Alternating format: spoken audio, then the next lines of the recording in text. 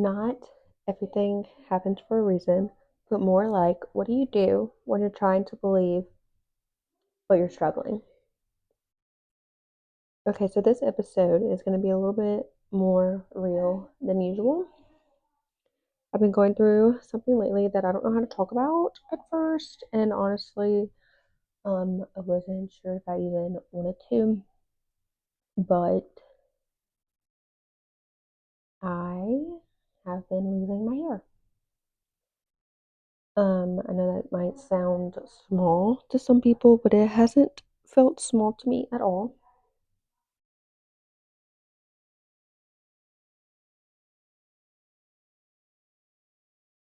Um, I've been messing with how I see myself. It's been messing with my confidence and even how I just show up every day.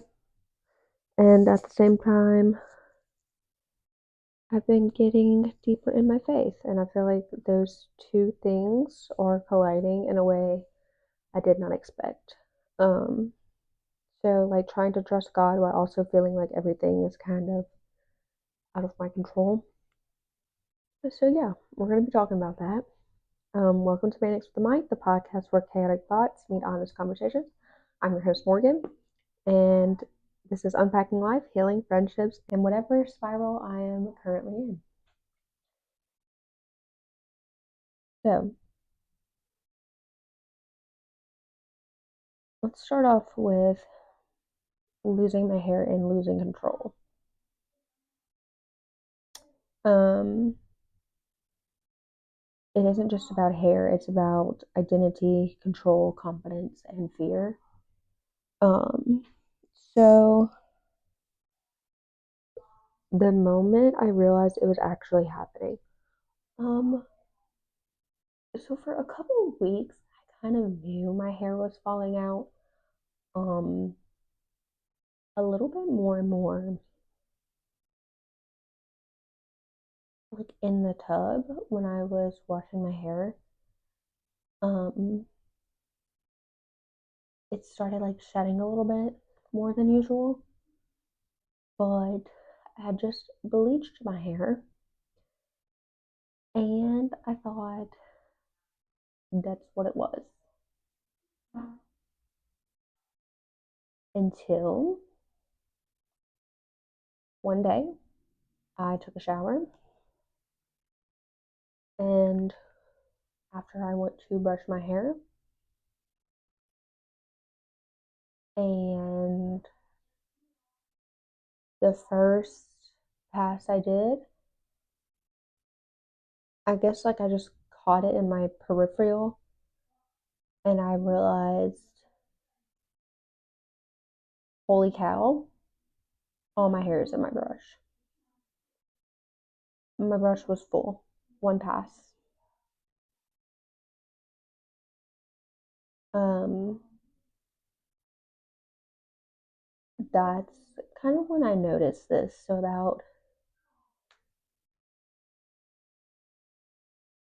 probably about 4 weeks ago now. Um, yeah. I'm gonna try and like insert pictures. I don't know if I'm gonna insert pictures like throughout or like while I'm talking or maybe at the end of some of the pictures and stuff or videos I've taken of me of my hair falling out.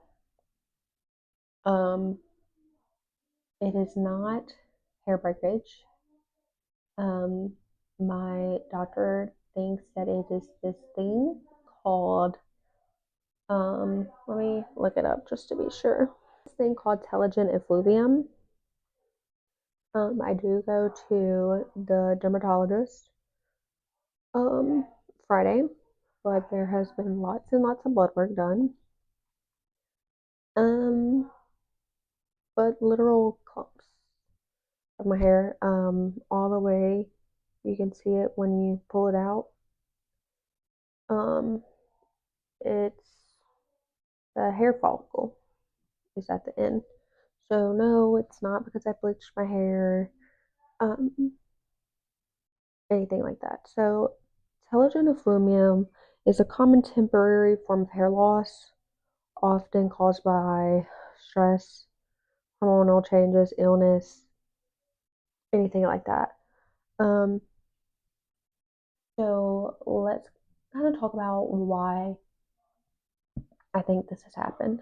So here's the thing. You don't notice till about 3 months after whatever traumatic event happened. That could be you were put under anesthesia, surgery, high fever, like really bad stress, um, nutrient deficiencies. You don't notice until 3 months after. And then it lasts anywhere from 3 to 6 months. I'm on month two, so I still have a pretty good amount of hair. It's my ponytail is probably half as thick as it was, like thickness wise, but I don't have any currently like bald spots. Yes, you can like see myself and like you can see that my hair is thinner, but I don't have any actual bald spots. Um, so between about 4 months ago, um, I went through a very traumatic breakup that induced a lot of stress. My foster daughter went home. It induced a lot of stress. Um, I went through a really bad like depression. So I do think that was like a root cause. So I have like a triad of things that happen. Stress, and then I did have the flu and COVID at the same time and had a 103.5 fever. Um, so I did have that, so that was another thing, a fever. And I have not had a fever in years. So that random fever could have just been like a lot on my body. And number three, I had been on Ozempic and was not intaking calories or protein or vitamins at all in general like I should be. So basically, my body was starving itself because I was not hungry and I didn't know at the time I needed to force myself to eat and intake vitamins and protein, even though I wasn't hungry. Because that's going to sound so stupid. Obviously, you need all these healthy things to make you survive, right? I just didn't think about it at the time. I just wanted to lose weight so bad um, that whatever nutrients and stuff you do take when you do eat, because I would go probably 2 or 3 days at a time, honestly, just because I was not hungry. Um, that whenever you did eat, all those things would go to your vital organs, your heart, your kidneys, your lungs, your brain, um, to feed those vital organs because they thought you were starving and they were in like save me mode, you know? So the last thing that gets any type of nutrients is your hair follicles or your nails and stuff like that. So basically, what had happened was they go into this phase, like this resting phase of where they don't grow. So basically, they just go into this shedding phase and they just fall out. If you don't fix it, it can be permanent and they can die off. Thankfully, I've tried upping my anxiety and depression medication, making sure I take vitamins, um, lots and lots of protein intake. I will add all the hair remedies and stuff that I've been using, all these different oils and, like I said, vitamins and things that I've read. And I think I've ordered like everything you can freaking think of. If not, there are these scalp injections that you can get that are really painful that help stimulate hair growth back up. But yeah, that's just kind of like a backstory of what's going on. So, how it's affecting your confidence and self-image. So, it's not just hair, it's how I see myself. Um, I have ordered wigs, I've ordered hair pieces. Um, when it first started happening and I didn't know what was going on, I made an AI picture of myself completely bald. Here's the thing, I'm not gonna go completely bald. Will I? Maybe you can see my scalp in some places and I might have bald patches. Yes. Um, but I will not be completely bald unless I choose to shave it and do that. Just because I know like some people have, if they have like a really bad case, or like people with alopecia or other types of like hair loss things, they can choose to just shave it. And some people, that makes them feel more confident than just having patches and stuff everywhere, because there are some severe cases, or people with cancer, when you lose your hair, a lot of people just shave it. So I was in the trenches for a while, really, really, really depressed, and that's the thing they tell you, like, it makes it worse if you stress out. But it's like, how can you not stress out? Your hair is falling.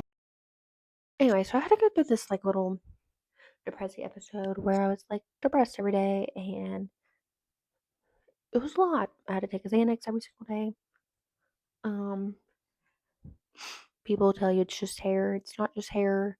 It's what makes me feel feminine and pretty. And I can look at people on TikTok or YouTube and watch their journeys with the same thing, or alopecia or cancer, and think, wow, they're so pretty. But when it's me, I'm like, what the heck? Also, and this is gonna sound really bad, but as somebody who dates other females, I feel like I'm looked at differently. I'm a femme.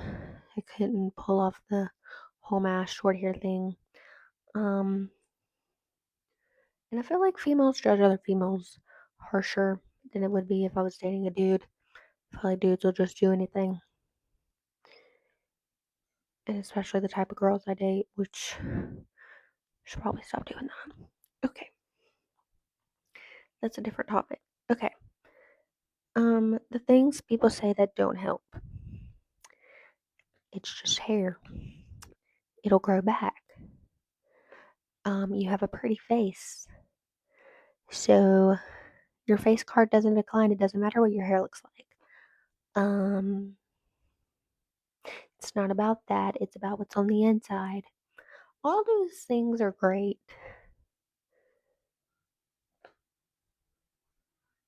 And it's honestly probably what I would tell somebody else. But when you're in it, it does not help. Um, the mental side, anxiety, grief, and anger. Um, so here's the thing. Watching your body change without your permission is a different type of grief.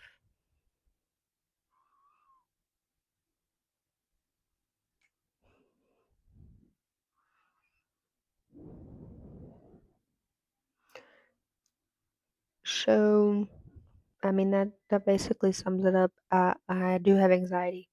I am mad. I am sad. I do feel grief. I feel all of those things. I've gotten a lot better. Um, I've had weeks to kind of digest it. Had I done this episode last week, I don't think I would have even been able to make it through without crying or even being able to talk clearly. Um, Learning to exist in your body while it's changing. So I'm kind of just learning to love other things about myself and not just my hair, although it does make me appreciate my hair a lot more. But not trying to fix myself in all these different types of ways, cosmetically, and be more a little cautious about what I put into my body and what I do to my body. Um, and just being healthier. All I do is go to the gym and go to church, pray a lot, um, and eating healthy. So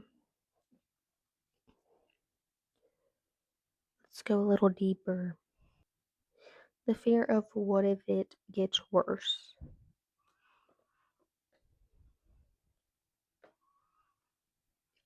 I think that every single day. Um, because I lose hair every single day, so obviously it gets worse every single day. Although the shedding has, I went through a little peak where when I say clumps, I could do like this and pull out literal clumps. Again, I'm gonna insert pictures if I can. Um, but yeah, so it does get worse. Your hair does get thinner every single day.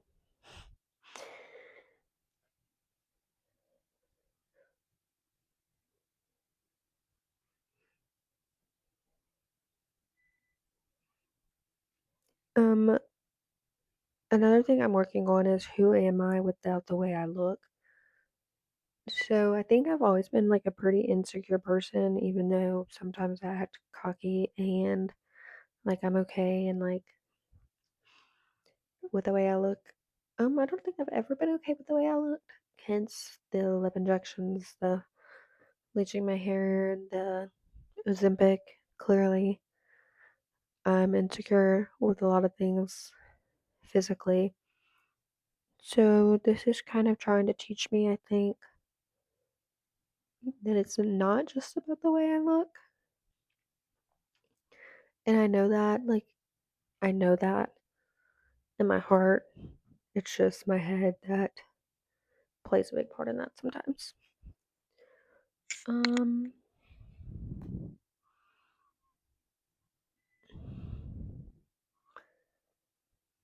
so let's get into kind of like the faith segment of this. What pulled you closer to faith? Was it pain, burnout, or confusion? So I didn't find God at my best. I found him when I was barely hanging on. Here's the thing. I've always been a believer. I've always been a churchgoer, and a Christian. I was raised Southern Baptist most of my life. I'm now like non-denominational. Um, but I kind of lost sight of God for a while there. This has just brought me a lot closer in that because I feel like I haven't had a choice but to cling to him. And I mean, of course, I've had the like, why me type thing, but like, why not me? Like, obviously, God's using this for a reason. He's trying to teach me something, or I don't know. I just believe that there's a reason in everything. So sometimes instead of asking why me, ask why not me, I guess. That's something I'm working on. Um, the tension, believing in God, but still feeling overwhelmed and angry. So, I mean, some days for a minute there, I was struggling, um, riddled with anxiety about my hair or about my health because I didn't have answers on it. Or there were days I was literally on my knees crying in the shower. I remember going to church and growing up, walking to the front of the church during worship where they asked if anybody needed to pray with them. And um, I just got on my knees on the stairs and bawled my eyes out and begged him, basically, um, because I didn't really know what else to do.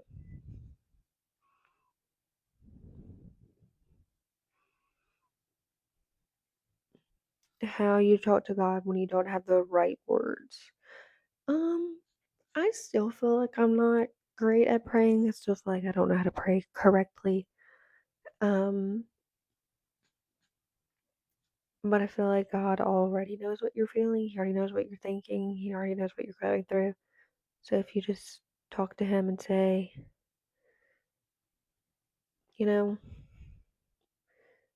honestly, you can tell him I'm mad, I'm angry, I'm upset.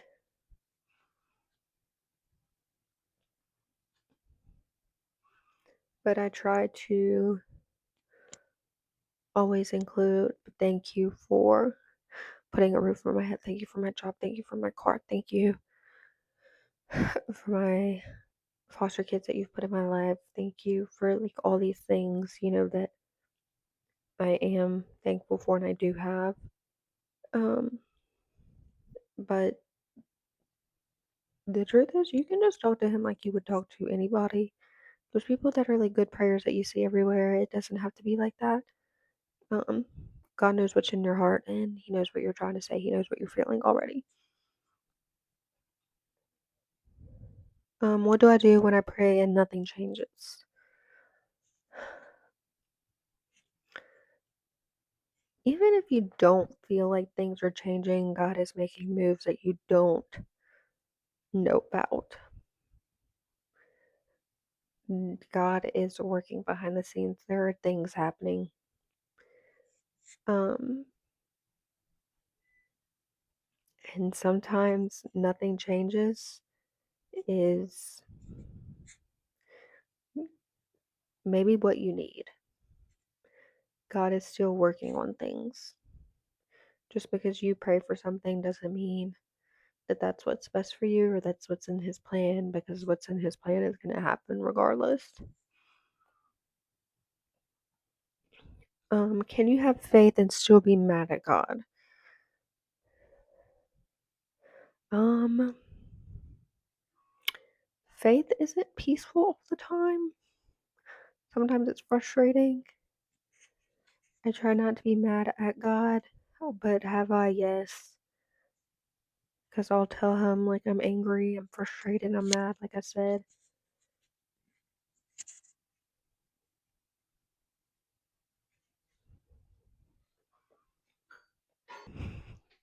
This is my fifth mic of this podcast. They are all dying. The devil does not want me to get this message today. Anyway, so trust versus control. So one thing I like to say is I'm trying to trust God, but I'm also frustrated.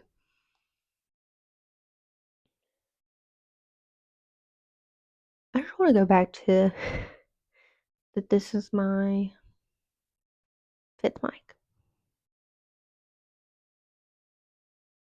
And I don't know why. I mean, I know why. It's because I'm using my platform to preach about what God is doing in my life. And the devil does not like that. He does not want me to give this message today, obviously. But I'm gonna keep switching these mics out over and over and over until this episode is done. Um, I want to tell y'all something crazy that happened. So, the book of Job in the Bible, everybody keeps telling me to read it. One of my coworkers actually the other day at school or work told me to read the book of Job. And this is not the first person that has told me this. So I just thought it was weird that they told me that. Anyway, they gave me this Bible that they just so happened to have in the classroom. It was a children's Bible. Um, and they told me to read the book of Job. Y'all, I literally put my finger in the Bible and I opened it, and it was the book of Job. And even one of my coworkers, she does not believe. She was like, that's a sign. She's like, I don't believe in God, She was like, but I do believe in like signs and stuff. And she's like, that's a sign. Like, that's crazy. Um, so even when you think he's not working on things or he's forgetting about you or he's not, um, so I don't really have the perfect ending for this because I'm still in it, but I think that's the point. I'm learning that faith isn't about having everything figured out. It's about still showing up even when you don't really understand what's happening. Um, right now I don't fully understand this, but I'm still here, I'm still trying, and still trusting in whatever I can. Um, if you're going through something that feels out of your control, you are not alone. Um, and yeah, I'll talk to y'all on the next episode. Until then, thanks for hanging out with me today on Mannix with the Mic. Um, if you need someone to talk to, pray with, or have any questions about my hair loss journey, please feel free to reach out to me. But until next time, stay weird, stay queer, you know.